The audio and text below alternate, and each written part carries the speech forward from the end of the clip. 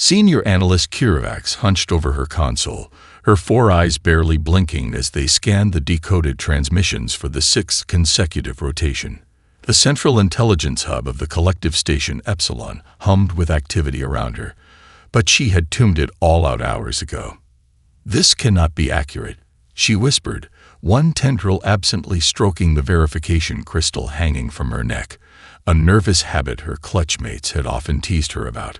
The data scrolled before her, detailed schematics for weapons capable of planetary destruction, tactical analyses of orbital bombardment, something called mutually assured destruction, and countless expressions that translated roughly as, "We will never surrender." Kirvax's epidermis shifted to a pale blue, the Litharian expression of profound distress, as she compiled her final report. She had delayed this moment for 3 cycles, rechecking her calculations, running alternative translation matrices, but the conclusion remained unchanged. The Grand Council chamber fell silent as Kiravax finished her presentation. 53 representatives from the 7 species of the collective sat in concentric rings, their diverse physiologies united in an uncommon display of shared emotion. "Fear, and you are certain of the origin?" asked Elder Jopak, his crystalline form refracting light in agitated patterns. "Yes, Elder. A single star system at the edge of the Orion Spur. They call themselves humans, and their homeworld Earth." First Admiral Jexval, his massive form dominating the military section, leaned forward. Unlike the others, his 8-ridged face displayed not fear but intense calculation. "Show me their physical forms again," he commanded. The holographic display shifted to show bipedal creatures with soft exteriors, no obvious natural weapons, and fragile-looking respiratory systems. "Deceptive," Jexval muttered. "Look beyond the obvious weakness. Note the endurance markers in their musculature. These are persistence predators, evolved to exhaust prey through relentless pursuit." He stood, his ceremonial war staff striking the floor with a resonance that silenced the murmuring council. "Their technology is crude, yes, but technology advances quickly. Their psychology is what concerns me. These transmissions aren't diplomatic posturing. They're casual entertainment. They conceptualize war so frequently that they've turned it into recreation." The Vextari representative, Ambassador Trelanos, hissed with contempt. "The solution is obvious. Strike first, eliminate the threat." "With respect, Ambassador," countered Jexval, "preemptive genocide is not the collective way." "Then what do you propose, Admiral?" asked Elder Jopak. Jexval's secondary eyes narrowed as he manipulated the tactical display. "We prepare. We establish a containment perimeter at these coordinates. We marshal the combined fleet, all of it, and we monitor their system for any sign of an outbound armada."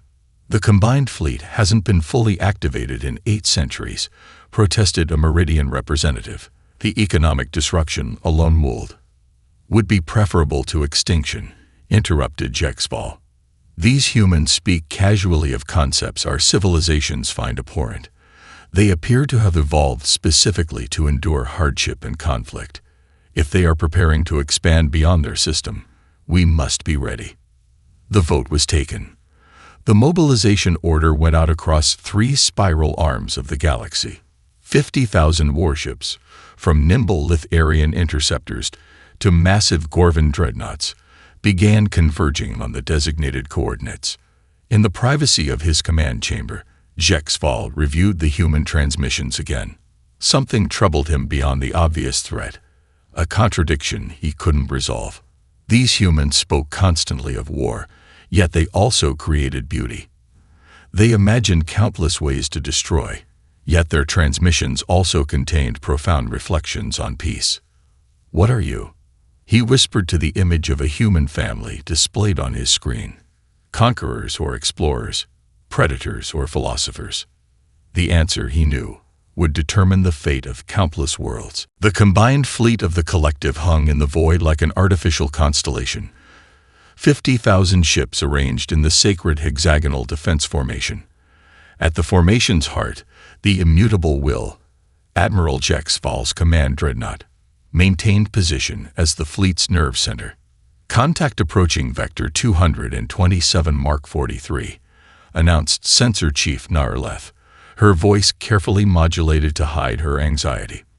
Single vessel, small profile. Jexval's primary eyes narrowed while his secondary pair focused on the tactical display. Magnification. The main view screen shifted to show a distant speck of light, still too far for detailed analysis. A scout, suggested Sub-Commander Prell, his neural filaments pulsing with agitation, or perhaps a diplomatic vessel sent to negotiate terms of surrender. Unlikely, Jexval replied. Based on the transmissions, humans do not surrender easily. Hours passed as the vessel approached. With each new sensor reading, the command crew's confusion grew. "This can't be right," muttered Narleth, recalibrating her instruments for the third time. "The vessel is broadcasting on open frequencies, multiple bands, no encryption." "Content," Jexval demanded. Repeating message in several mathematical formats. Translation matrix is interpreting it as a greeting. Sub-Commander Prell's exoskeleton flushed crimson with alarm.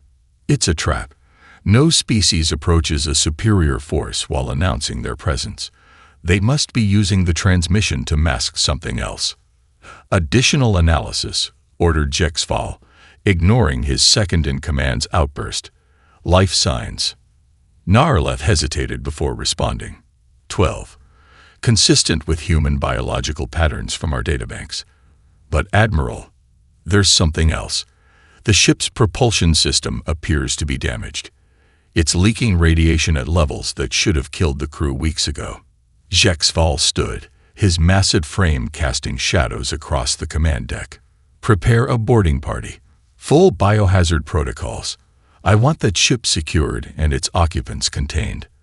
Boarding specialist Kextar led his squad through the human vessel's airlock, their environment suits protecting them from both potential biocontamination and the radiation permeating the ship. The corridor beyond was disconcertingly designed for bipedal locomotion, with surfaces and controls suited for manipulative digits rather than proper appendages. "Life support systems maintaining Earth-standard atmosphere," reported his second, checking readings. "Temperature and gas mix would be toxic to Meridians and lethal to Jervac." They moved deeper into the ship, weapons ready, following the life sign readings to what appeared to be the central command area. The door slid open, revealing a chamber with views of space and a circle of control stations. 12 humans turned to face them.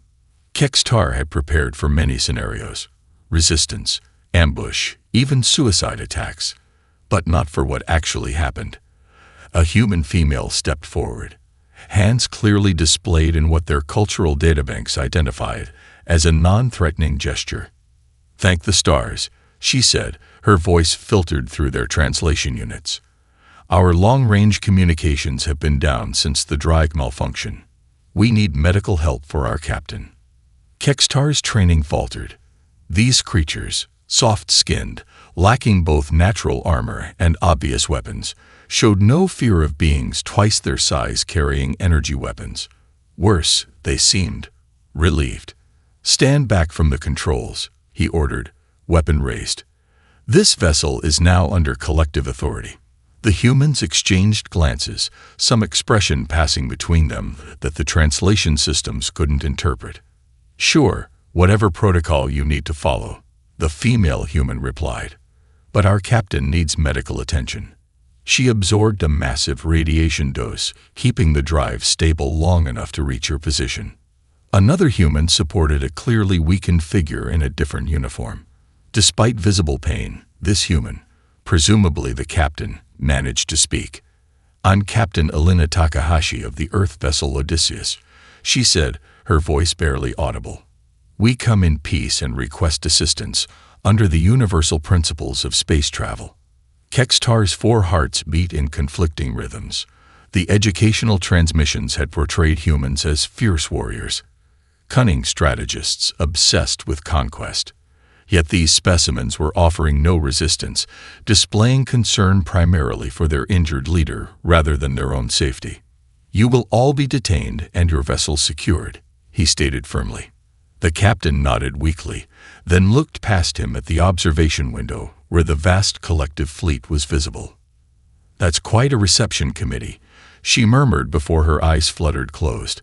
"Must have been something we said." Captain Alina Takahashi lay in the collective medical bay, surrounded by equipment designed for physiologies vastly different from her own. The medical staff had been forced to improvise, their confusion evident as they monitored her radiation exposure, levels that should have been fatal weeks ago. "Your cellular repair mechanisms are extraordinary," observed Chief Medical Officer Venteri, her translucent appendages manipulating a scanner above Alina's chest. "Your DNA appears to continuously repair itself despite massive radiation damage." Alina managed a weak smile. "Just stubborn, I guess. Where's my crew?" Being interrogated, Admiral Jexfall stated, entering the medical bay with a delegation of collective officials. Though they refuse to acknowledge they are prisoners of war and insist on being called guests. Alina attempted to sit up, wincing. "There's been a misunderstanding, Admiral. We're not at war with the collective. In fact, until we detected your fleet's energy signatures, we weren't even sure you existed." Jexval's secondary eyes narrowed. "Yet your transmissions speak extensively of conquest and warfare. Our analysis indicates preparations for a massive military expansion." A flicker of understanding crossed Alina's face, followed by something the collective representatives couldn't interpret through their cultural matrices: amusement. "Those weren't battle plans," she said. "They were entertainment. Fiction. Stories we tell ourselves." The delegation exchanged glances of confusion and disbelief. "You expect us to believe," began Ambassador Trelanos of the Vexteri, "that your species broadcasts detailed war scenarios and weapon specifications for entertainment?" Alina nodded. "Humans process our fears through storytelling. We imagine the worst to prepare ourselves mentally, even when the scenarios are unlikely." Jexval activated a holographic display showing intercepted human broadcasts, war documentaries, military science fiction, historical battle recreations. "And these?" he demanded. "Your species seems obsessed with conflict." "We've had our share," Alina admitted. "But that's precisely why we're here. The Odysseus isn't a warship. It's a diplomatic vessel. Earth's first and only operational interstellar ship, designed specifically for peaceful contact." A murmur ran through the delegation. Admiral Jexval's expression remained unreadable to human eyes, but his posture shifted subtly. "If what you say is true," he said, "submit to our verification protocols. Allow our telepathic specialists to examine your memories and intentions." Alina hesitated only briefly. "Agreed, provided it causes no permanent damage. I have nothing to hide." 3 hours later, the High Council chamber was in uproar. The verification specialists had confirmed Alina's claims, revealing a truth more disturbing than the feared invasion. Humans had developed faster than light travel only recently, and rather than building an armada, had constructed a ship specifically designed for diplomatic contact. "This defies all logical progression of technology," protested First Scientist Koldav. "Species develop defensive capabilities before risking contact with potentially hostile civilizations. It's evolutionary imperative." Alina, now able to stand with medical assistance, addressed the council directly. "With respect, First Scientist, humans have rarely followed the logical path. We're explorers by nature. When we developed the Alcubierre-Martins drive, there was certainly debate about military applications, but curiosity won out." "Curiosity," repeated Admiral Jexval, the concept clearly alien to him. "You risked your species' first interstellar mission, risked contact with unknown civilizations that might destroy you, out of curiosity." Alina exchanged glances with her first officer, who had been permitted to attend the session. Something passed between them. A private joke, perhaps. "Actually, Elena said. "We built 4 ships. The Odysseus was simply the first to encounter other intelligent life." The implications hung in the chamber like a physical presence. The collective had mobilized its entire military might against a perceived invasion, only to discover a species so unpredictable they had thrown themselves into the void out of curiosity. Elder Jopak, his crystalline form vibrating with controlled distress, voiced what many were thinking. If this is how humans behave in peace, what would they do if provoked to war? Elena's expression grew serious. "That's something I hope none of us ever has to discover." Senior xenobiologist Neville Loren's laboratory buzzed with activity as specialists from all 7 collective species analyzed human biological samples, historical archives, and cultural data from the Odysseus. 3 days of continuous study had yielded more questions than answers. "Impossible," Neville Loren muttered, his gill slits pulsing with agitation as he reviewed the latest simulations. Their homeworld should not produce viable, complex life. He gestured to the holographic display where Earth's environmental data rotated: extreme temperature variations, tectonic instability, intense radiation from their star, atmospheric composition that would be toxic to 5 collective species. "Yet they thrive there," observed his assistant, "and their adaptability extends beyond mere survival." Neville Loren nodded grimly. "Their cells contain repair mechanisms unlike anything in our biological database. They routinely ingest substances that would kill meridians instantly. They call these spices and consume them for pleasure." Across the laboratory, the behavioral analysis team was reaching equally disturbing conclusions. "Their sleep cycle defies evolutionary logic," reported cognitive specialist Tevbrak. "They require unconsciousness for nearly a third of their daily cycle, yet they can function on minimal sleep for extended periods when necessary. They call this pulling an all-nighter, as though it were a trivial feat." Admiral Jacques Ball entered the laboratory, his massive frame casting shadows across workstations. The scientists fell silent, awaiting his assessment. "The military evaluation?"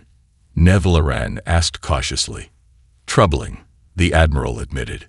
"Their historical archives contain thousands of wars spanning their entire recorded history. They've developed combat doctrines our simulators cannot counter: asymmetric warfare, guerrilla tactics, psychological operations. Yet their ship is unarmed," observed Tevbrak. "Precisely the paradox we cannot resolve," said Jexball. "A species with their evolutionary and historical background should have prioritized weapons development once achieving interstellar capability." A junior researcher approached hesitantly, datapad extended. "Admiral, the human recreation area is active again. I believe you should observe this." The observation chamber offered a one-way view into a section of the Odysseus that had been attached to the collective flagship. Within, 6 humans engaged in a physical activity they called basketball. The game involved leaping, colliding, and exerting maximum physical effort to place a sphere through an elevated ring. Elena Takahashi, now recovered enough to move without assistance, played alongside her crew. Despite her recent radiation poisoning, she dove for the ball, collided with a crew member, and laughed as she tumbled to the floor. "They're injuring themselves," observed Neville Loren with horror. "For entertainment. For practice," corrected Jexval quietly. "Look at the pattern." The humans feinted, changed direction unexpectedly, coordinated without obvious signals, and adapted instantly when strategies failed. They pushed themselves to physical exhaustion voluntarily. "Their training," Jexval continued, "not with weapons or tactics, but in adaptability itself. This simple game develops the exact skills needed for unpredictable combat scenarios." When the game ended, Elena noticed the subtle shimmer of the observation wall. She approached directly, seemingly aware of her observers despite the one-way design. "Care to join us next round?" she called. "It's more fun with new players." Jexval authorized audio communication. "Your people nearly died crossing interstellar space. Your captain suffered severe radiation damage. Yet you engage in physically damaging recreation. Why? Elena wiped sweat from her forehead, considering the question carefully. On Earth, Admiral, we have mountains with no practical value. Yet we climb them, risking death simply to stand at the summit. We dive into ocean depths just to see what's there. Challenge isn't something we avoid. It's something we seek out. The observation chamber fell silent as the implications settled over the collective observers. That, whispered Nevloren, is what makes them truly dangerous. They've evolved to embrace hardship rather than avoid it. No, Jexval countered, watching Elena rejoin her Lacan crew. That's what makes them truly valuable, if we can avoid making them enemies. The diplomatic reception aboard the collective flagship, Immutable, will represented the first formal acknowledgement of humanity as a potential ally rather than a threat. The Grand Chamber, designed to accommodate all 7 member species, had been modified to include Earth-standard atmospheric conditions in one section. Captain Elena Takahashi and her officers, dressed in formal Earth Command uniforms, mingled with collective officials. The humans had quickly learned to distinguish the subtle signs of status and hierarchy among species whose body language and facial expressions were entirely alien. The Meridian minister seemed skeptical about the trade proposal, murmured Lieutenant Rivera, Elena's communications officer, as they accepted strange-looking refreshments from a hovering service drone. Patience, Elena replied quietly. We've gone from potential invasion target to diplomatic guests in less than a week. That's progress. Their conversation was interrupted by the arrival of Science Officer Hiroshi Sato, his expression tense as he approached. Captain, he whispered, I was reviewing the quantum entanglement communications logs when the system suddenly locked me out. Someone isn't happy about our access to collective technology. Elena's expression remained neutral, years of diplomatic training keeping her concern hidden. Interesting timing. Excuse me, gentlemen. She moved casually through the reception, accepting introductions and engaging in brief conversations while making her way toward a private communication alcove. Once inside, she activated her neural link to the Odysseus's secure systems. Odysseus, Security Protocol Theta 9. Verify transit logs for all collective vessels within the past 12 hours. The ship's AI responded instantly. Verification complete. Alert. Vexteri battle group of 7 vessels departed formation at 3:40 hours. Trajectory analysis indicates heading toward Sol system. Elena's pulse quickened, but her voice remained steady. Source of authorization. High Council Security Commander Drafos.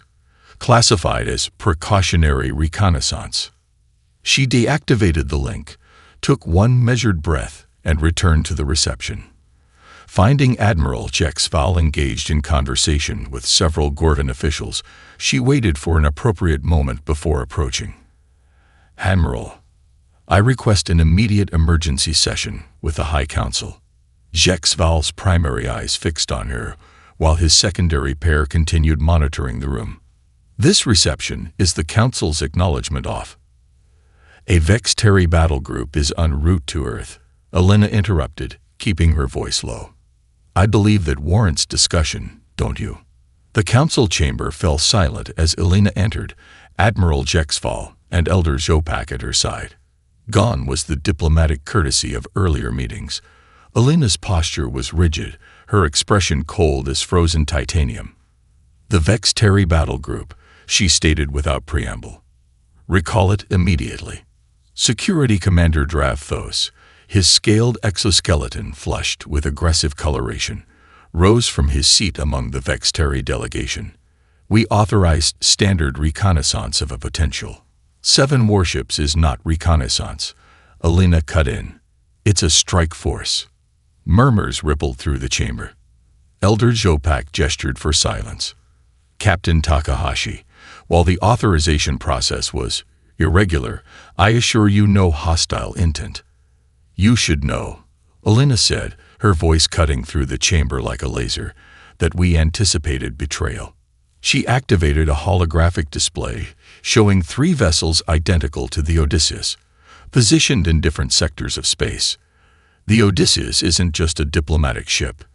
It's part of a dead man's switch. Each of our 4 ships maintains quantum entanglement communication. If we don't transmit our safety codes on schedule, the other ships will return to Earth with complete data on collective capabilities and weaknesses. The chamber erupted in chaos.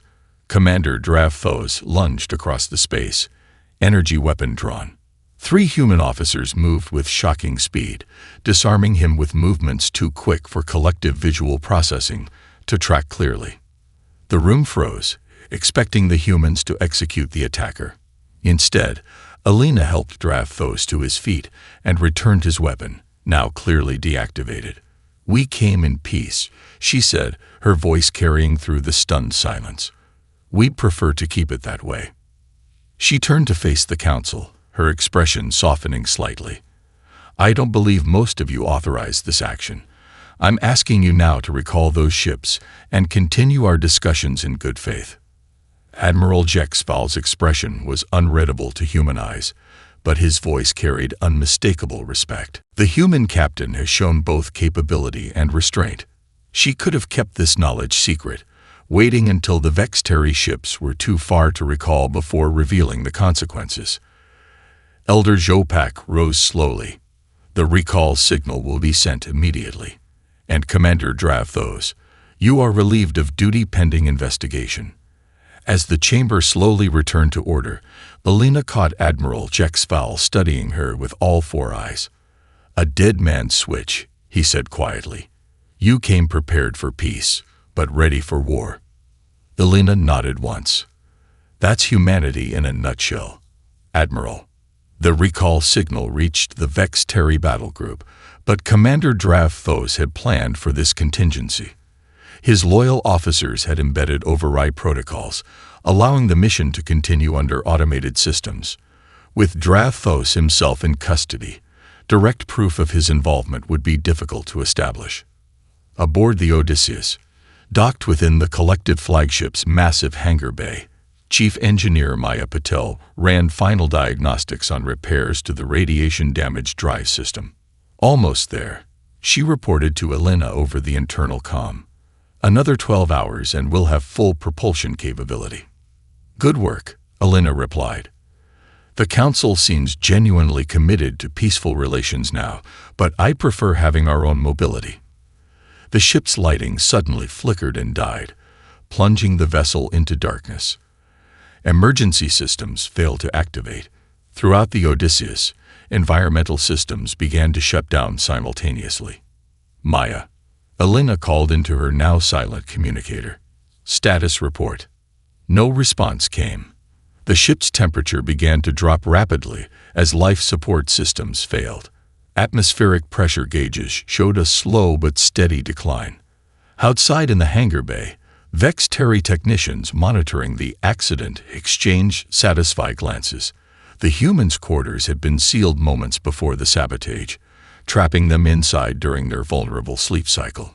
Without life support or communications, the soft-bodied aliens would quickly succumb to hypothermia or asphyxiation. From the collective flagship's command center, Admiral Jexval watched in disbelief as emergency alerts triggered across the Odysseus' systems. "Get me visual inside that ship now," he commanded. "Internal surveillance is offline," reported a technician. "Catastrophic systems failure across all." "External view then," Jexval interrupted, "and dispatch emergency response teams immediately." The view screen shifted to show the Odysseus' exterior. For several moments, nothing changed. Then, unexpectedly, a service hatch opened manually. A figure emerged, one of the humans, wearing what appeared to be an improvised environmental suit constructed from everyday materials. "Impossible," whispered the technician. The emergency protocols sealed those hatches. 2 more humans appeared, carrying equipment that wasn't part of the ship's original design. They moved with practiced precision despite the awkward protective gear, working methodically at an external access panel. "They're bypassing the primary environmental systems," observed Jexval. His secondary eyes widened in surprise. "Using manual overrides that shouldn't exist."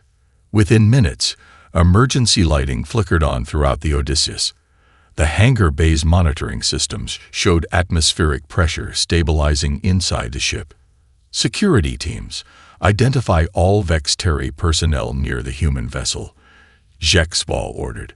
Detain them for questioning. 3 hours later, Elena stood before the Collective Council again, her uniform singed in places, a makeshift bandage visible on her forearm, where a falling panel had sliced to the bone during the emergency. This was no accident, she stated calmly, despite the injury that would have incapacitated most collective species. The sabotage was sophisticated, targeting redundant systems simultaneously. The perpetrators will be punished, assured Elder Jopak, genuinely disturbed by the assassination attempt. But how did your crew survive?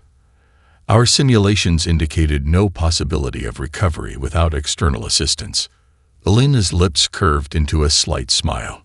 Humans designed for failure, Elder. Every critical system on our ship has manual bypasses. We assume things will go wrong. Ambassador Trelawnaz, temporary head of the Vexteri delegation following Dravtas's detention, spoke with barely concealed hostility. Convenient preparedness, almost as though you expected sabotage. Elena nodded toward the chamber entrance where Chief Engineer Patul waited. With your permission. At Elder Jopak's approval, Maya entered, carrying a device constructed from components that were clearly not of human design. During our repairs, Elena explained, we discovered monitoring devices within our propulsion systems. Rather than removing them, Engineer Patel modified them. The saboteurs didn't realize they were triggering our emergency protocols rather than shutting them down. Maya placed the device on the central platform. I've also taken the liberty of improving your life support efficiency by 13%, she added. The sabotage components worked better repurposed. Silence fell across the chamber as the implications became clear. The assassination attempt had not only failed, but had inadvertently demonstrated human resourcefulness under pressure. Admiral Jexval broke the silence. You've been adapting to catastrophe for a long time, haven't you? Elena glanced at her injured arm, painful, but already healing faster than collective medical experts had predicted possible. Since we crawled from the oceans, Admiral, she replied. It's what we do best. The observatory deck of the Immutable will offer an unobstructed view of space through transparent panels of material stronger than any Earth alloy. Elena stood beside Admiral Jexval, watching stars glitter against the void as they discussed the terms of a preliminary alliance between humanity and the collective. Your proposal for cultural exchange is generous, Elena noted, though I suspect some collective species will be reluctant to visit Earth given our environment. Adaptation works both ways, Captain, Jexval replied. Perhaps we have grown too comfortable with. An urgent tone interrupted him. A holographic display materialized, showing Senior Observatory Technician Lithmar, her normally blue skin blanched nearly white with distress. Admiral, she said, her voice wavering. Long-range sensors have detected anomalous energy patterns in Sector 87 Delta. The signature matches historical records of. She hesitated, as though afraid to name it. Speak plainly, commanded Jexval. The Scourge, Admiral. It's returned. Elena noticed the Admiral's secondary eyes widen, the first genuine display of alarm she had seen from him. Show me. The holographic display shifted to show deep space sensor readings.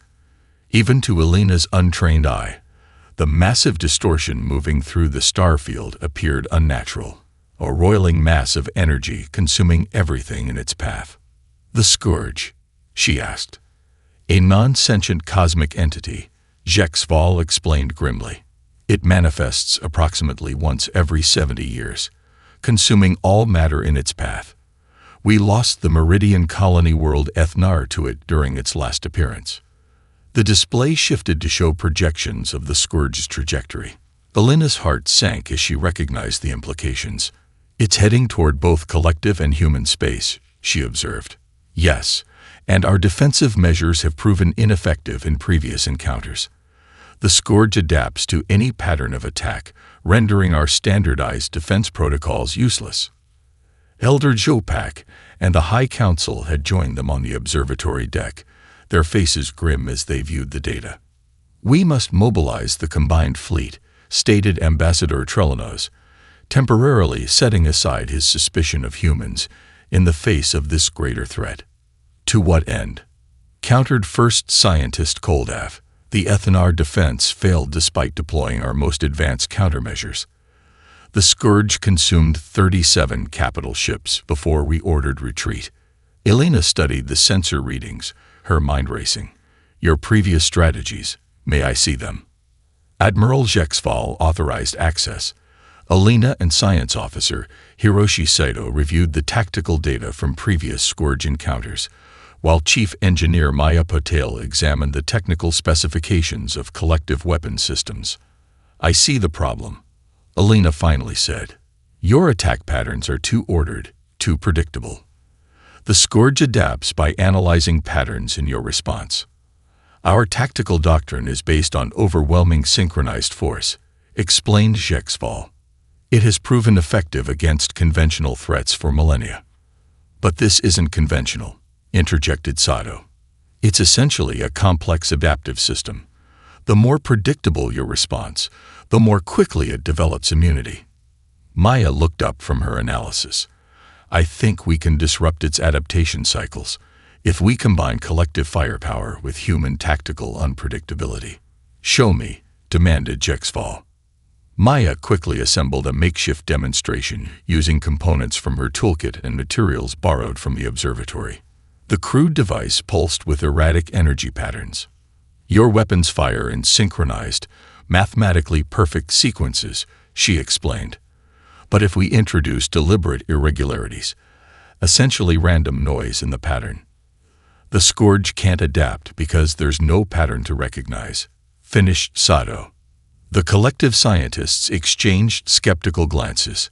First Scientist Koldav examined Maya's prototype. "This contradicts every principle of our combat doctrine," he protested. "Deliberate inefficiency. Randomized attack patterns. It's chaotic." "Exactly," Elena said. "Chaos is precisely what the Scourge can't predict." Admiral Jexval's 4 eyes focused intently on the prototype, then on the approaching threat displayed in the hologram. "Conventional tactics have failed us. Perhaps it's time for unconventional ones." He turned to Elena. "How quickly can your team adapt this concept to our fleet systems?" Elena glanced at Maya and Sato, who nodded confidently. "Give us 6 hours." As the emergency planning session formed around them, Elder Jopak moved to Elena's side. "If this fails," he said quietly, "both our civilizations may face extinction." "Then we'd better not fail," Elena replied, her expression reflecting not fear but focused determination, the look of a species that had evolved facing impossible odds. The combined fleet of the collective, 50,000 ships strong, arranged itself in a formation never before attempted in its 12,000-year history. Rather than the sacred hexagonal defense formation, the vessels were grouped in seemingly random clusters, each programmed with different attack parameters. Aboard the immutable Will, Admiral Jexval stood at the command center, surrounded by both collective officers and the human team from the Odysseus.